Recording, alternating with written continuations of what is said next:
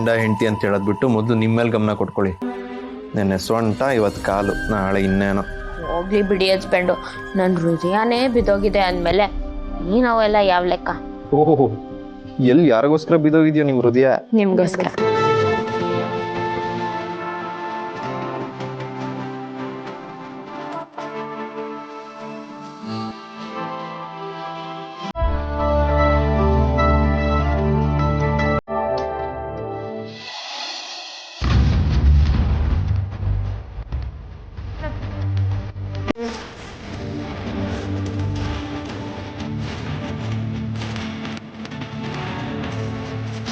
ಕೊಡಿ ಹಸ್ಬೆಂಡು. ಯಾಕೆ ಸುಮ್ಮನಾಗೋದ್ರಿ ಹಸ್ಬೆಂಡು? ಕೊಡಿ ಹಸ್ಬೆಂಡು. ದೀಪವ್ರೆ, ಏನು ಕೊಡಿ ಕೊಡಿ ಅಂತಿದ್ರಿ, ಏನು ಕೊಡ್ಬೇಕು? ಹಂಗೆ ಕೇಳಿದ್ನ. ಏನು ಕೊಡ್ಬೇಕು? ಮುತ್ತು ಬಿಸ್ಕತ್ತು. ಬಿಸ್ಕತ್ ಹೂ ಅಲ್ಲ ರೀ, ಅದು ಬಿಸ್ಕೆಟ್. ನಮ್ಮೂರಲ್ಲಿ ಆ ಥರನೇ ಕರೆಯೋದು. ಆಯ್ತು, ಯಾವ ಬಿಸ್ಕೆಟ್ ಬೇಕು ನೋಡಿ. ಅವೆಲ್ಲ ಜಾಸ್ತಿ ತಿನ್ಬಾರ್ದು, ಮೈದಾ ಶುಗರ್ ಎಲ್ಲ ಇರುತ್ತೆ, ಆರೋಗ್ಯಕ್ಕೆ ಒಳ್ಳೇದಲ್ಲ. ಹೌದಾ? ಬೇಡ ಬಿಡಿ. ಈವೆಂಟ್ ಇಟ್ಕೊಂಡು ಹಿಂಗೆ ಮಾಡ್ಕೊಂಡ್ರೆ ನಾನು ನಿಮ್ಮನ್ನು ನೋಡ್ಲಾ, ಈವೆಂಟ್ ನೋಡ್ಲಾ, ಏನು ಮಾಡಲಿ ನಾನು? ನನ್ನೇ ನೋಡಿ. ಇದಕ್ಕೇನು ಕಮ್ಮಿ ಇಲ್ಲ. ನಾಳೆ ಈವೆಂಟ್ಗೆ ಹೆಂಗೆ ಬರ್ತೀರಾ? ಫಿಲ್ಮಲ್ಲೆಲ್ಲ ಹೀರೋಯಿನ್ನ ಎತ್ಕೊಂಡು ಹೋಗೋತಾರ ನೀವು ನನ್ನನ್ನು ಎತ್ಕೊಂಡು ಹೋಗಿ. ಓಹ್, ನೆನ್ನೆ ನಿಮ್ಮ ಸೊಂಟ ಹೊಡೋಗ್ದಾಗ ನಿಮ್ಮನ್ನ ಅಲ್ಲಿಂದ ಇಲ್ಲಿಗೆ ಎತ್ಕೊಂಬರಕ್ಕೆ ನನಗೆ ಎಷ್ಟು ಕಷ್ಟ ಆಯ್ತು ನನಗೆ ಗೊತ್ತು. ಬಾಡಿ ಅಂತೀರಾ, ನನ್ನನ್ನು ಎತ್ತಕ್ಕಾಗಲ್ವಾ? ಜಿಮ್ ಮಾಡೋದೇ ನಿಮ್ನ ಎತ್ಕೊಂಡು ಓಡಾಡೋದಕ್ಕೆ. ಅದೆಲ್ಲ ಬಿಡಿ, ಈಗ ಮೊದಲು ಹುಷಾರಾಗಿ ಮಿಸ್ ಮಾಡ್ದೆ ಈವೆಂಟಿಗೆ ಬರಬೇಕು. ನೋಡ್ತಾ ಇರಿ ಹಸ್ಬೆಂಡ್, ಪ್ರೋಗ್ರಾಮು ಸಖತ್ತಾಗಿರತ್ತೆ, ನನ್ನ ಎಂಟ್ರಿಗೂ ಸೂಪರ್ ಆಗಿ.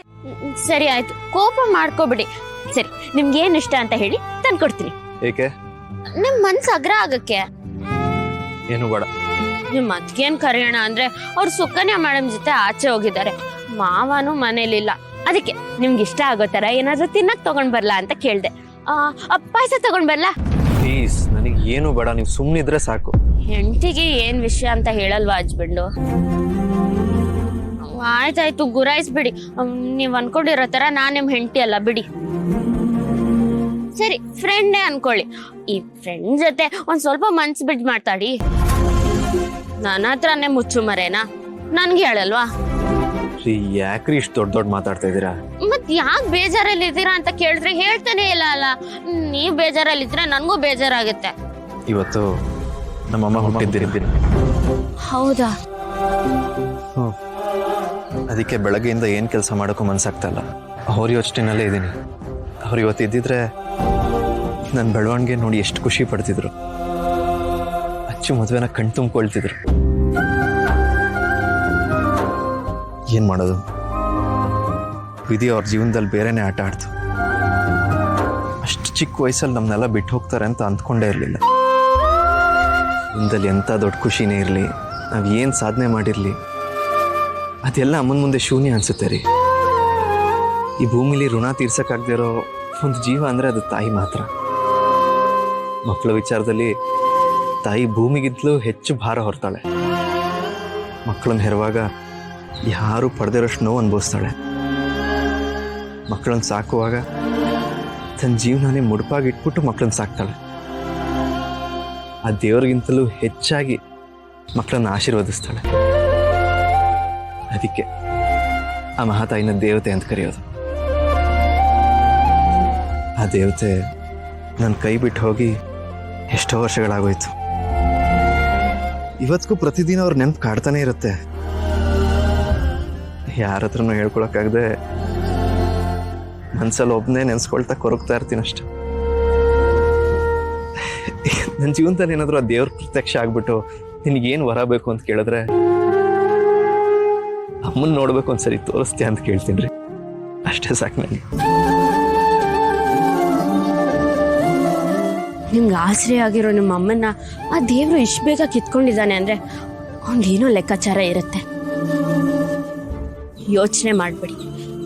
ತಾಯಿ ಸ್ಥಾನ ತುಂಬಕ್ಕಾಗದೇ ಇದ್ರು ತಾಯಿ ಪ್ರೀತಿ ಕೊಡಕ್ಕೆ ನಿಮ್ಮ ಅತ್ತಿಗೆ ಇದ್ದಾರೆ.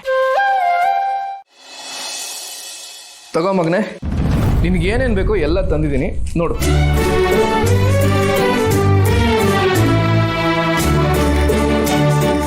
ಅಪ್ಪ, ಜಾಮಿಟ್ರಿ ಬುಕ್ಸ್ ಹೇಳಿದ್ನಲ್ಲ ಅದೆಲ್ಲಿ? ನನ್ನ ಹತ್ರ ದುಡ್ಡಿಲ್ಲ ಅಂತ ಹೇಗೆ ಹೇಳಿ ಮಗನೆ, ದಯವಿಟ್ಟು ನನ್ನ ಕ್ಷಮಿಸು ಕಂದ. ಯಾಕಪ್ಪ ಜಾಮಿಟ್ರಿ ಬಾಕ್ಸ್ ತಂದಿಲ್ವಾ? ಸಾರಿ ಕಂದ, ಮರ್ತ್ಬಿಟ್ಟೆ ನಾನು. ಸುಳ್ಳು ಹೇಳ್ತಿದ್ಯಲ್ವಾ? ಸುಳ್ಳ? ನಾನು ಹೇಳಿದ್ದನ್ ತರಕ್ಕೆ ನಿನ್ನ ಹತ್ರ ದುಡ್ಡಿಲ್ಲ ಅನ್ಸುತ್ತೆ. ನೀನ್ ಕೆಲ್ಸಕ್ಕೆ ಹೋಗ್ತಿಲ್ವಲ್ಲ, ಬೇಜಾರ್ ಮಾಡ್ಕೋಬೇಡ ಅಪ್ಪ. ನಿನ್ಗೆ ಯಾವಾಗ ಆಗುತ್ತೋ ಆವಾಗೇ ತಂದ್ಕೊಡು. ಸರಿ ಕಂದ. ಒಂದ್ ನಿಮಿಷ ಬಂದೆ. ಮಕ್ಕಳು ಕೇಳಿದ್ನ ಕೊಡ್ಸೋ ಶಕ್ತಿ ಅಪ್ಪಂಗಿಲ್ಲ ಅನ್ನೋದು ಎಷ್ಟು ದುಃಖದ ವಿಷಯ. ನನ್ನ ಮಗಂಗೆ ಒಂದು ಜಾಮಿಟ್ರಿ ಬಾಕ್ಸ್ ಕೊಡ್ಸೋಕ್ಕಾಗ್ಲಿಲ್ವಲ್ಲ. ಅಪ್ಪ ತಗೋ. ಏನು ಇದು? ನೀನ್ ಕೊಡ್ತಿದ್ದಿದ್ ಕಾಸಲ್ಲಿ ಸ್ವಲ್ಪ ಸ್ವಲ್ಪ ಕೂಡಿಕ್ತಿದ್ದೆ, ನಿನಗೆ ಇವಾಗ ಯೂಸ್ ಆಗುತ್ತಲ್ಲ, ತಗೋ.